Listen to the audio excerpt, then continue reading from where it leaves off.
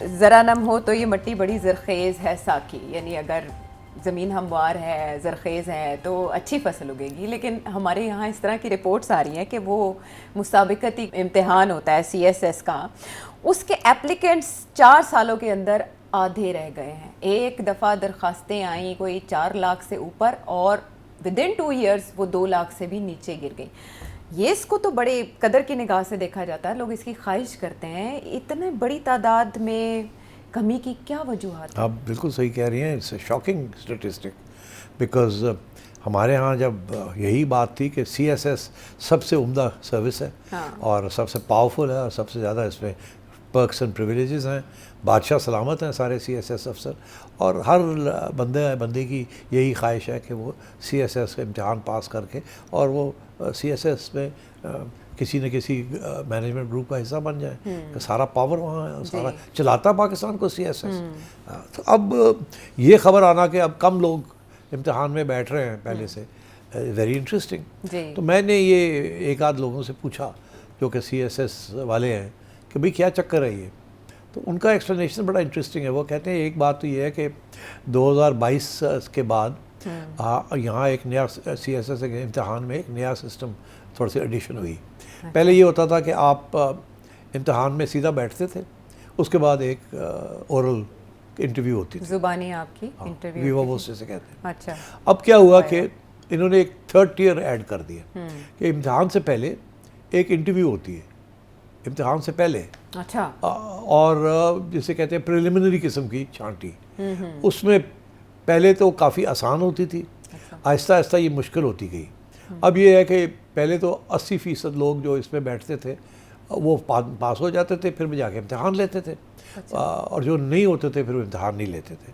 मगर अब ये है कि 100 में से 40 लोग वो पास कर रहे हैं, उसको तकड़ा कर दिया, जिसकी वजह से अब बहुत से लोग हैं जो कि वो पास नहीं करते, वो फिर आगे रजिस्टर ही नहीं करते इम्तिहान के लिए कि उनको पता है यहाँ फेल हो गए तो आगे क्या होगा। अच्छा। तो इसलिए एक तो ये वजह है कि ये 3rd टियर जो है जो शुरू में उन्होंने ऐड कर दिया है प्रिलिमिनरी किस्म का, ये इसकी वजह से कम लोग अब, पहले ज़्यादा लोग अप्लाई करते थे, पास तो उतने ही होते हैं परसेंटेज वाइज, और इम्तिहान भी उतना ही तकड़ा है जितना पहले था, कोई उसमें तो कोई रद्द बदल नहीं है। अच्छा। मगर ये वजह ये है कि अब लोग डिसहार्टन हो गए कि यार अब पहले तो हर बंदा उठ के शुरू हो जाता है, एक दफ़ा 2 दफ़ा 3 दफ़ा ट्राई कर लो, ठीक है ना, तो वो करते रहते थे। तो मगर अब ये है कि वो छांटी को थोड़ी सी पहले हो जाती है, तो इसलिए फिल्टर लगा दिया गया है। उन्होंने कहा जी पहले ज़रा देख लीजिए कौन कौन आएगा आगे। तो वो कौन अहल है इम्तिहान में बैठने का। तो एक तो ये रीज़न, दूसरा ये रीज़न है मेरा ख्याल है कि जो पहले तो हम ज़्यादातर एक्सपोर्ट कर रहे थे लेबर क्लास को। अच्छा।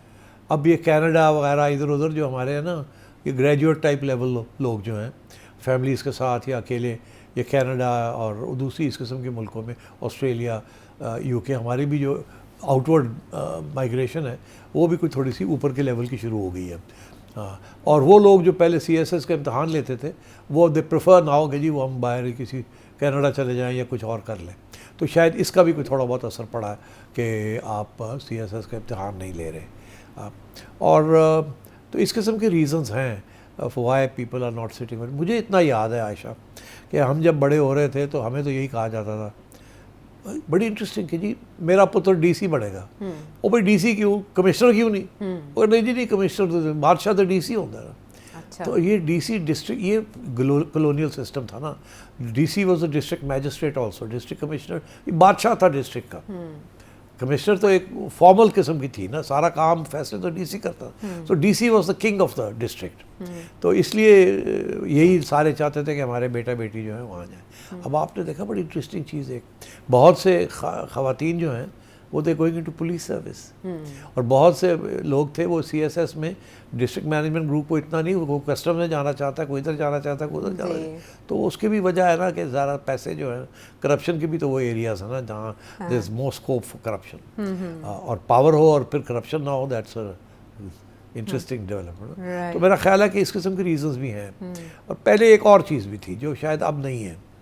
पहले ये था कि CSS में अगर एक लैंड ओनर है, बड़ा ज़िम्मेदार है, 2-3 बेटे हैं, एक बेटा वो हमेशा CSS में भेज देते हैं कि भाई वो हमें प्रोटेक्ट करने के लिए जी एक एडमिनिस्ट्रेशन में जाना चाहिए। एक वो कहते थे कि ज़मीनों पे बैठे और ज़मीनें देखें, हाँ। और एक वो जाए बिजनेस में या मैनेजमेंट में या मल्टीनेशनल्स में, ठीक। मगर जो प्रायोरिटी होती थी वो यही होती थी कि एक डिस्ट्रिक्ट एडमिनिस्ट्रेशन में जाए और एक जो है वो ज़मीनों को देखे। तो चौथा बेटा आपने कहीं नहीं भेजा? चौथा अब तो खैर वो बेटियां होनी शुरू होगी ना।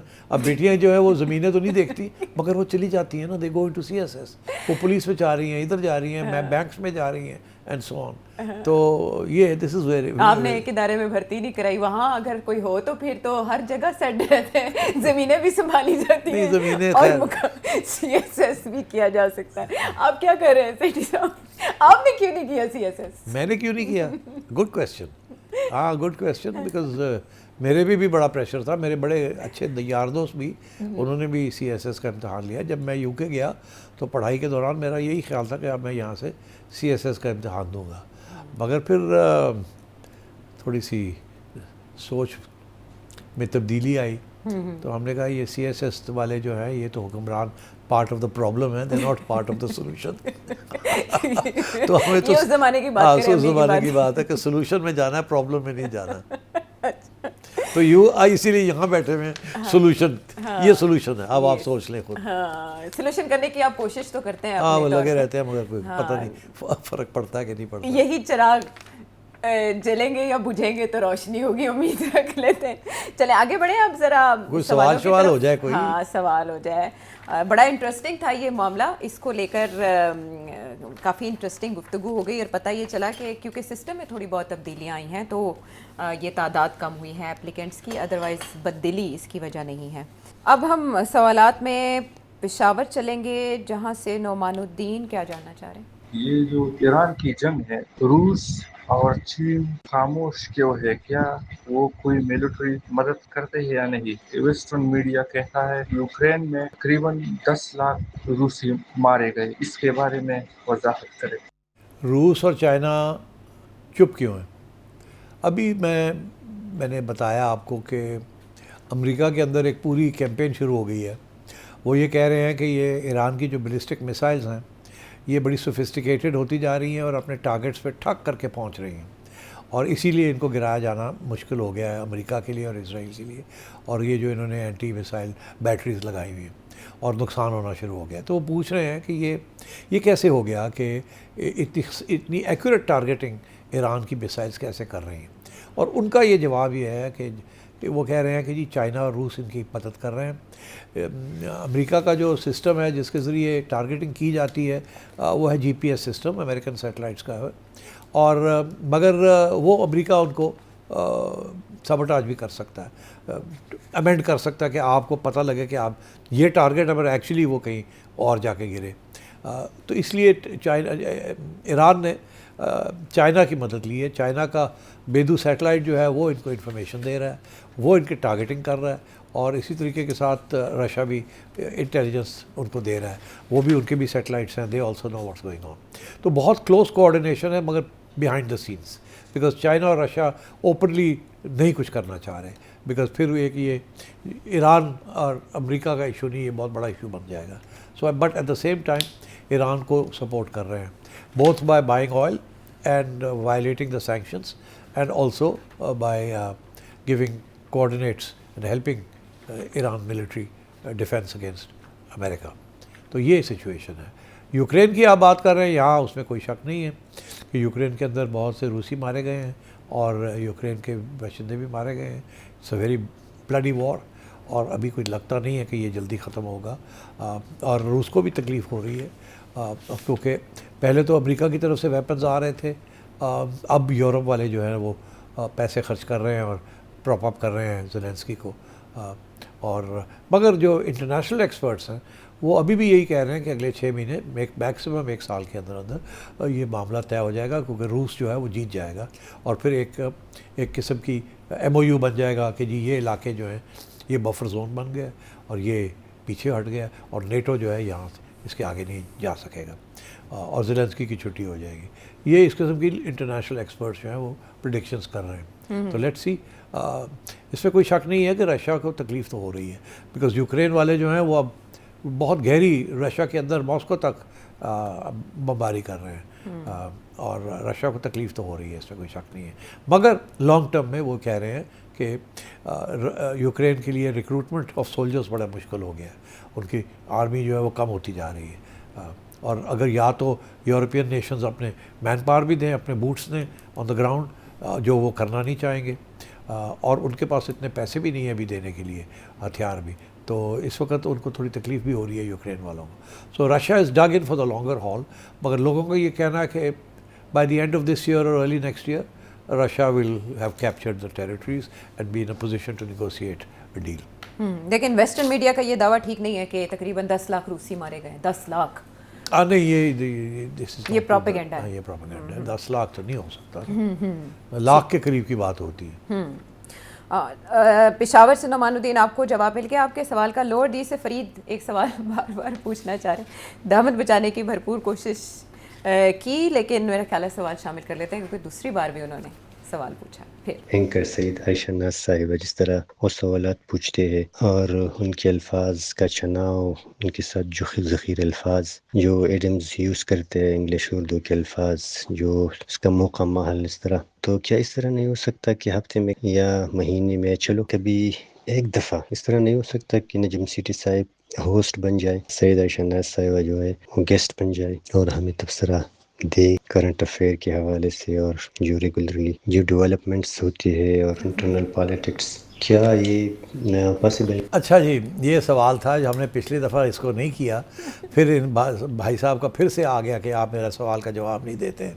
तो आयशा तो बिल्कुल जवाब नहीं देना चाहती, मगर मैं इसके ऊपर कोशिश करूँगा कि जवाब मिले मुझे आयशा से। अब बात यह जी कि मुझे ऐसे लगता है कि इस प्रोग्राम में मुझे लोग देखना चाहते हैं और आयशा को सुनना चाहते हैं। नहीं उल्टा कह दिया। अच्छा, मुझे देखना तो, चाहते हैं, आपको नहीं वो मुझे ऐसे ही लग रहा है। तो अब आपने क्योंकि हुक्म किया है तो मैं अभी आयशा से कहता हूँ कि उठो भाई, इधर आके बैठो और मैं वहाँ जाके बैठो, उठो। आपको पता है ना ऑफ कैम हमारी इस पे कितनी डिस्कशन हुई है। मैंने आपसे कहा कि आप मेरे से पहला सवाल क्या करेंगे। अच्छा, मैं अब इनसे पहला सवाल करने वाला हूँ जी। आयशा, तुम्हारे पास कोई चिड़िया है? नहीं, मैं जानवर कोई भी नहीं रखा। तोता रखा था किसी जमाने में। अच्छा, तो फिर उसको बिल्ली ने मार दिया। अच्छा, तो बिल्ली कहाँ से आई? बिल्ली स्ट्रे कैट्स। अच्छा, स्ट्रे कैट। तो ये बताओ, सवाल बड़ा सीरियस है जी जी, अर्जेंटीना जीतेगा या स्पेन जीतेगा? आपने हंसते हंसते जिस अंदाज में ये सवाल किया, और इससे पहले नहीं, मैं इसलिए किया कि आप कहती हैं कि आप पामस्ट्री, एस्ट्रोलॉजी, ये क्या हो रहा है उधर यूनिवर्स के अंदर, इसमें काफ़ी दिलचस्पी रखती हैं। तो अब ये बता दें कि अर्जेंटीना जीतेगा या आप इससे पहले मुझे अर्जेंटीना को सपोर्ट करने पर झाड़ पे ला चुके हैं, लेकिन लियोनेल मेसी के सितारे बुलंद हैं। अच्छा। लेकिन अंडर एस्टिमेट नहीं करना चाहिए जो स्पेन की टीम, जिस तरह उन्होंने टूर्नामेंट में खेला। तो अब अंदाजा नहीं, तो आपने तो फिर इसका मतलब है ना इधर का जवाब दिया ना उधर का। नहीं, देखिए, मैं ये नहीं करता, मैं हमेशा जो भी है, गलत हो या सही हो, मैं कह देता हूँ ये होगा। आप तो स्पेन भी हो सकता है और वो भी हो सकता है। देखिए, मेसी के सितारे बुलंद है, लेकिन स्पेन ने बहुत अच्छा खेला। देखिए, मैं दोनों तरफ अपना मौक़िफ़ दे दिया। इससे फरीद आप अंदाज़ा लगा सकते हैं कि सेठी साहब जहाँ हैं वो वहीं ठीक है, और मैं अपनी पोजीशन में बिल्कुल ठीक हूँ। आपने कोई भले की बात नहीं है। नहीं, अब ठीक है। आप भाई साहब, आप आयशा के लिए कोई सवाल भेजें। ये मैं इनको कहूँगा तैयारी करके आए, उसका जवाब दें।